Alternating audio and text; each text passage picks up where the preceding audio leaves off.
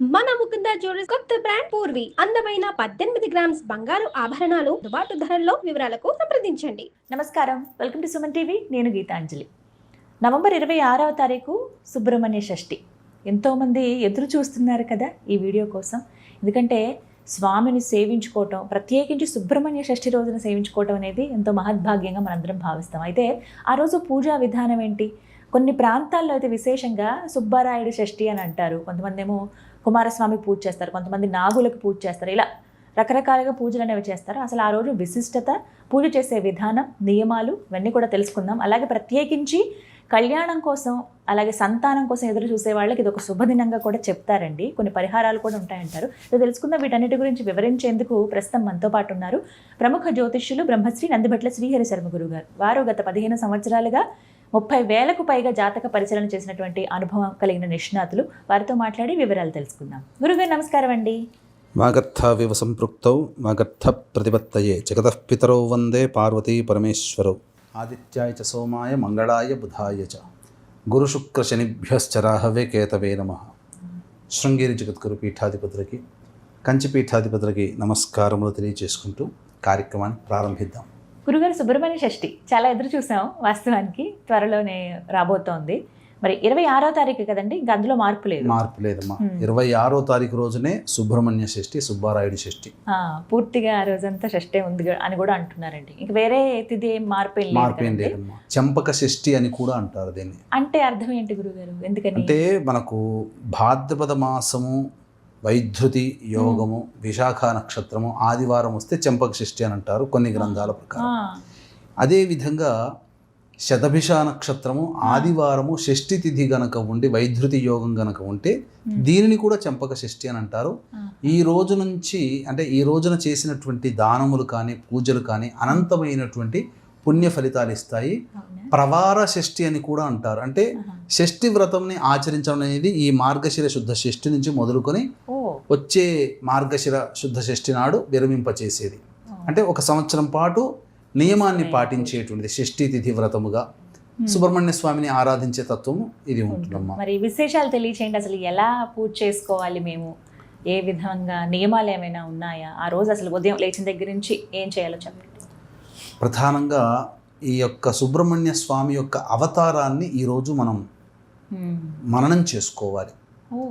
అంటే ఈ సుబ్రహ్మణ్య స్వామి యొక్క అవతార విశిష్టత అంటే తారకాసురుడు గుర్తుకొస్తాడు.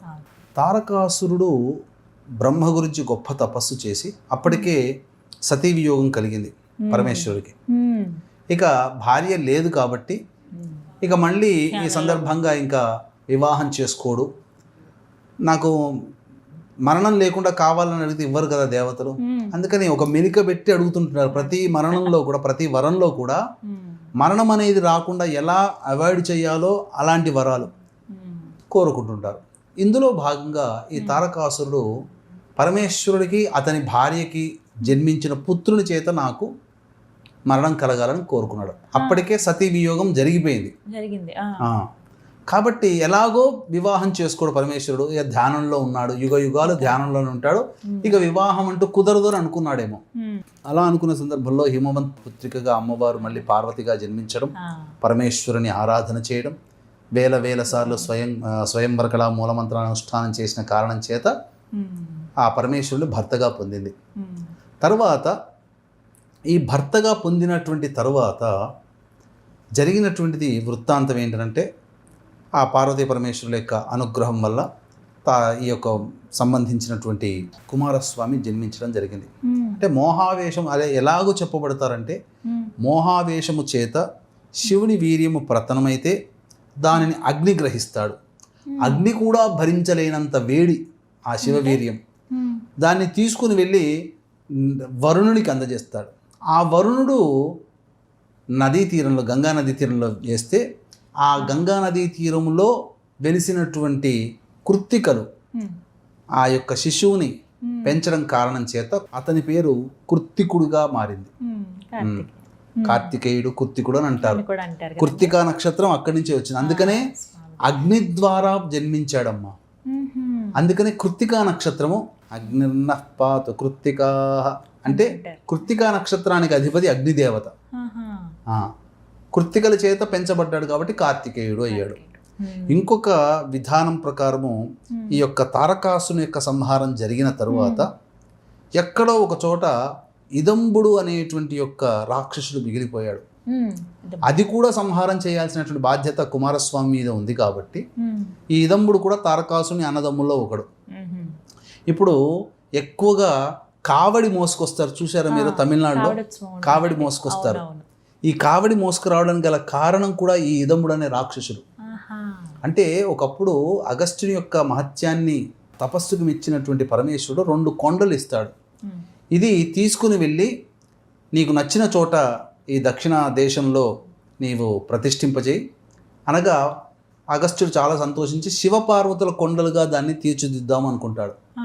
అనుకొని 2 కొండల్ని తన భుజాన వేసుకుని పోతాడు. కానీ ఎంతవరకు చేయగలుగుతాడు? కొంతవరకే. తర్వాత ఏం జరిగింది? ఈ ఇదంబుడు అనే రాక్షసుడు ఆయన దగ్గర కొన్ని విద్యలు నేర్చుకోవాలని చెప్పి శిష్యుడిగా చేరుతానంటాడు. అప్పుడు ఆ అగస్త్య మహాముని ఒక షరతు పెడతాడు. ఈ 2 కొండలని నేను చెప్పిన చోటికల్లా తీసుకొని రా, నేను ఆపమన్నప్పుడు ఆపేసేసాయి, అప్పుడు నీకు మొత్తం నా శిష్యుడిగా స్వీకరించి నీకు అన్ని విద్యలు నేర్పుతానంటాడు. ఆయన ఆ విద్యల కోసమని ఆ బరువును మోస్తాడు. ఒక కొంత దూరం పోయిన తర్వాత కొన్ని కిలోమీటర్లు, ఇప్పటి కాలానికి మైళ్ళు దాటిన తర్వాత అలసిపోయి ఆ 2 కొండల్ని ఒక పక్కకు పెడతాడు. కావడిలోనే పట్టుకుంటాడు, పక్కకు పెడతాడు. సేదదీరి మళ్ళీ శక్తి వచ్చిన తర్వాత పట్టుకుందామంటే ఒక కొండ భూమికి రావట్లేదు, అతికిపోయి ఉంటుంది. ఒక కొండ లేస్తుంది. దీనికంతా కారణం దాని మీద వేంచేసి ఉన్నటువంటి బాలకుడు అని గ్రహించి ఆ బాలుడితో మాట యుద్ధం జరిగి ఆ బాలుడితో యుద్ధం దాకా వస్తుంది. అటువంటి ఆ బాలుడు ఎవరో కాదు, కుమారస్వామి. ఆ యుద్ధం జరిగిన తర్వాత మూర్ఛిల్లిపోతాడు. అతని భార్య అతన్ని మొక్కుకుంటుంది. మొక్కుకొని నా భర్తను రక్షించమని వేడుకుంటుంది. అప్పుడు అతన్ని రక్షించి అతనికి ద్వారపాలకుడిగా, కుమారస్వామికి ద్వారపాలకుడిగా ఈ యొక్క ఇదంబుడిని పెట్టుకుంటాడు. అప్పటి నుంచి కావడి మోసుకుని వచ్చాడుగా, అప్పటి నుంచి కావడి అనేటువంటిది ప్రయాణం అప్పటి నుంచి స్టార్ట్ అయింది. కావడికి విశేషంగా ఎక్కువగా. అలాగే కుమారస్వామి గురించి చెప్పినప్పుడు అండి, ముందుగా ఆయన వాహనాల గురించి కూడా వర్ణిస్తారు. అందులో కోడిపుంజు ఒకటి, అలాగే నెమలి, మయూర వాహనం అని కూడా చెప్తారండి. ఇక నాగు ఎలాగో ఉంటుంది. అంటే ఎందుకు ఇవి వాహనాలుగా స్వామి ఎంచుకున్నారు, ఆ విశిష్టత కూడా తెలియచేయండి. తప్పకుండానమ్మా. అంటే శూరపద్ముడు అంటే తారకాసుని మరి యొక్క తమ్ముడు శూరపద్ముడు మిగిలిపోతాడు. ఆ శూరపద్ముడితో యుద్ధం జరిగేటువంటి సందర్భంలో తన యొక్క శూలాయుధంతో ఒకే దెబ్బతో అతని శరీరాన్ని 2గా ఛిద్రం చేస్తాడు. చేసినప్పుడు ఆ శూరపద్ముడి యొక్క శరీరం 2 భాగాలుగా విడివడి ఒకటి నెమలిగా ఒకటి కోడిపుంజుగా మారుతుంది. అందుకనే కోడిపుంజుని తన ధ్వజంగా పెట్టుకుంటాడు, నెమలిని తన వాహనంగా చేసుకుంటాడు. అంటే తన దగ్గరికి వచ్చినటువంటి రాక్షసుల్ని కూడా కరుణించగలిగినటువంటి మహానుభావుడు ఈ సుబ్రహ్మణ్య స్వామి. జ్ఞానానికి ప్రతీక. ఎందుకంటే గర్భంలో ఉండగానే పార్వతీ పరమేశ్వరుల సంవాదంలో పార్వతికి బ్రహ్మోపదేశాన్ని చేస్తాడు. ఓంకార ప్రణవం సంబంధించినటువంటి విధానాన్ని తెలియచేస్తాడు.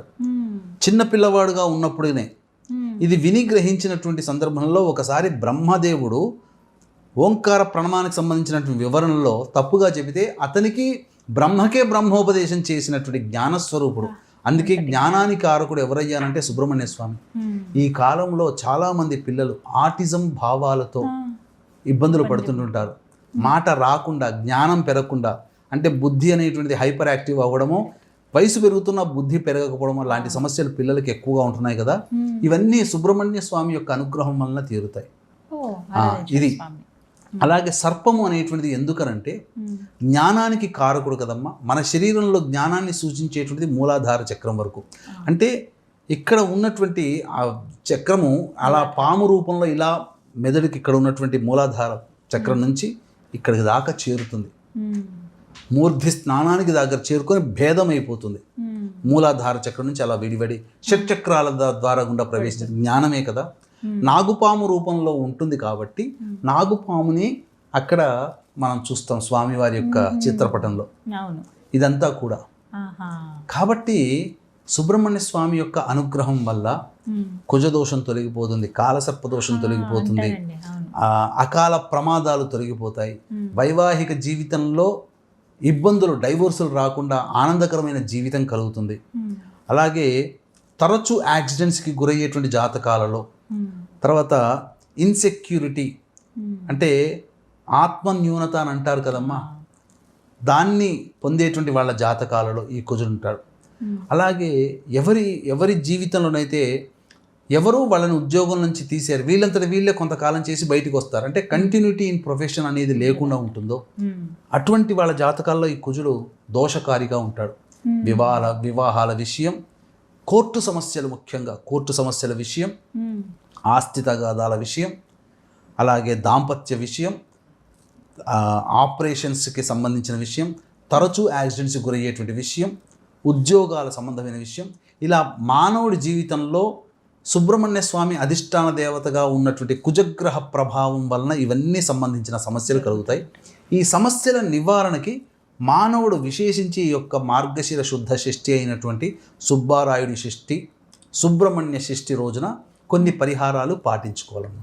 పరిహారాలు చేసుకోవాలి తప్పకుండానమ్మా. అదే ఈ యొక్క సుబ్రహ్మణ్య షష్ఠిని పురస్కరించుకునే మన పీఠం ఆధ్వర్యంలో జాతకరీత్యా కలుగు అన్ని రకాల విద్య, వివాహ, ఉద్యోగ, దాంపత్య, అనారోగ్య సమస్యలకి నివారణకి, మరియు ప్రస్తుతం శని మారిన కారణం, అలాగే గురువు కూడా రాశి మారిన కారణం చేత 12 రాశుల వారికి కూడాను సమస్యలు తప్పవు. ఈ యొక్క 12 రాశులు జన్మించినటువంటి వారికి కూడా సర్వదోష నివారణ పూజలు, హోమాలు జరిపించి శక్తిపాతము చేసినటువంటి కరుంగలి మాల ఇవ్వడం జరుగుతుంది.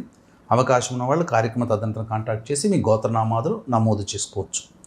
ఇక ఈ యొక్క సుబ్రహ్మణ్య షష్ఠి రోజున ఉదయాన్నే లేచి కాలకృత్యాదులు తీర్చుకొని సుబ్రహ్మణ్య స్వామి దేవాలయానికి చేరుకోవాలి. లేదా రావి చెట్టు కింద నాగుపాము, జంట నాగుపాము విగ్రహ ప్రతిష్ఠ ఉంటుంది కదా, అది పంచామృతాలతో అభిషేకము జరిపించి, అంటే పంచామృతాలతోనే చేయొచ్చు, లేదా అమృతం అని ఉంటుంది, అంటే ఆవు పాలు, ఆవు నెయ్యి, తేనె, ఈ మూడిటితో అభిషేకం జరిపించి చలివిడి లేదా చిమ్మిలి నైవేద్యంగా పెట్టాలమ్మా. ఈ విధంగా చేసి ముఖ్యంగా బ్రహ్మచారికి అభిషేకం అన్ని జరిపిన తర్వాత బ్రహ్మచారికి ఎర్రటి రంగు వస్త్రము, రాగి పంచపాత్ర అంటే గ్లాసు, ఉద్ధరిని, పళ్ళెం, జపమాల, వీలైతే చంద్రమాలతో చేసింది, లేదా బ్రాహ్మడికి ఉపయోగపడేటువంటి చంద్రకర్రతో చేసినటువంటి సృక్స్రువములు అని అంటారు, అంటే హోమానికి వాడబడేటువంటివి, చంద్రకర్రతో చేసినటువంటిది దానము చేసినట్లయితే, ఎర్రగంధము దానము చేసినట్లయితే వాళ్ళకు ఉన్నటువంటి సకల దోషాలు తొలగిపోతాయమ్మా. ఇందులో సందేహమే లేదు. తర్వాత కృత్తికా నక్షత్ర హోమం చేసుకున్న, సుబ్రహ్మణ్య అభిషేకము ఈ రోజున ప్రధానంగా ఆటిజం భావాలతో ఉన్నది కదమ్మా. ఈ సుబ్రహ్మణ్య షష్ఠి రోజున ప్రారంభం చేసి ఆ రోజున తేనెతో, పట్టు తేనెతో ఆ సుబ్రహ్మణ్య స్వామికి అభిషేకం జరిపించి ఆ తేనెని మంత్రపూర్వకంగా చేయాలి. ఏదో సుబ్రహ్మణ్యానం, మహాసుబ్రహ్మణ్యానం కాకుండా మంచి బ్రాహ్మడి చేత పెట్టుకొని సుబ్రహ్మణ్య స్వామికి అభిషేకము నమక చమక మంత్రాలతో సర్పసూక్త విధానముగా అభిషేకము జరిపించి ఆ తేనెని తీసుకొని ప్రతిరోజు ఏ పిల్లవాడైతే ఆటిజం బుద్ధిభావంతో ఇబ్బంది పడుతున్నాడో వాళ్ళకి గనక తినిపిస్తే 40 రోజుల్లో వాళ్ళలో చాలా మార్పులు వస్తాయి. డాక్టర్ల కోసం లక్షలు ఖర్చు పెడుతున్నారమ్మా, ఒక 3-4 వేలు పెట్టి మంచి బ్రాహ్మడి చేత చేయించుకుంటే తప్పేంటి. అలాగే విభూతితో అభిషేకం జరిపించి, నమక చమక మంత్రాలతో అభిషేకం జరిపించి ఆ విభూతిని తీసుకొని ప్రతిరోజు రాసుకొని వెళితే కార్యజయం అయిపోతుందమ్మా. ధనానికి లోటుండని జీవితాన్ని గడుపుతారు. ఇది నా వాక్యము కాదమ్మా, అనుభవించినటువంటిది. అందుకనే మీరు తమిళనాడు చూశారనుకోండి, ప్రతి వాళ్ళు విభూతి రాసుకుంటారు, ప్రతి వాళ్ళు హే మురుగన్ అంటారు, మురుగన్ మురుగన్ మురుగన్. ఇక అసలు అంత తప్ప లేదు. స్వామివారికి స్వయాన ఇంద్రుడే తన కూతురినిచ్చి వివాహం చేశాడు. కాబట్టి తిరుత్తణి, కంచికి 40 కిలోమీటర్ల దూరంలో ఆ తిరుత్తణిలో వివాహం జరిగింది స్వామివారి కళ్యాణం. ఈ రోజున ఎవరైతే వివాహం కాకుండా ఇబ్బంది పడుతున్నారో అటువంటి వాళ్ళు సుబ్రహ్మణ్య స్వామి కళ్యాణాన్ని జరిపినట్లయితే ఆ వైభోగమే వేరు. దాంపత్య సమస్యలతో బాధపడే వాళ్ళు సుబ్రహ్మణ్య స్వామి యొక్క వివాహాన్ని జరిపించినట్లయితే ఖచ్చితంగా దాంపత్యం మళ్ళీ పునరుద్ధమవుతుందని చెప్పడంలో ఏమాత్రం సందేహం లేదు. చక్కగా ఈ పరిహారం చాలా దివ్యమైన రోజు కూడా మీరు చెప్పినట్టుగా ఈ అవకాశాన్ని వదులుకోకూడదు ఎవరు. సుబ్రహ్మణ్యుడి ఆరాధన అందరూ చేయాలని చెప్తారండి. ఖచ్చితంగా జీవితంలో ఒకసారి ఆ క్షేత్రాలకు వెళ్ళాలని చెప్తారు. ఆచరించాలమ్మా. అవకాశం ఉంటే క్షేత్రాలకి, లేదంటే ఇంటి దగ్గరలో ఉన్నటువంటి దేవాలయాలకి వెళ్ళొచ్చండి. చక్కగా వివరించారండి. ధన్యవాదాలు గురువు. సర్వం శ్రీ ఉమామహేశ్వర పరబ్రహ్మార్పణమస్తు.